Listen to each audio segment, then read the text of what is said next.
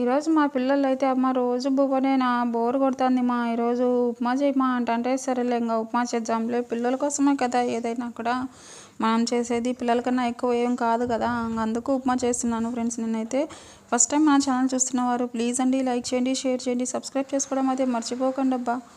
ఇంకా ముందుగా stove on చేసి స్టవ్ మీద సెరవ పెట్టేసి ఇంకా 2 చెంచాలు నూనె వేసి నూనె వేడెక్కగానే జీలకర్ర ఆవాలు వేసి చిట్టుపట్లు ఆడిన తర్వాత కట్ చేసి పెట్టిన ఎర్రగడ్డ ముక్కలు, పచ్చిమిరకాయలు, కరివేపాకు వేసి వేగిన తర్వాత టమాటా ముక్కలు సన్నగా తరిగినవి వేసి తగినంత ఉప్పు వేసి మూత పెట్టేసి బాగా మగ్గిపోతాయి. మగ్గిన తర్వాత అయితే ఇంకా 1 గ్లాస్ ఉప్మా రవ్వకి టమాటాలు మగ్గిన తర్వాత ఇంకా ఎసురైతే 1 గ్లాస్ ఉప్మా రవ్వకి 2 గ్లాసులు నీళ్ళు అయితే వేసాను. 4 గ్లాసులు నీళ్ళు వేసాను, 2 గ్లాసులు ఉప్మా రవ్వ వేసాను.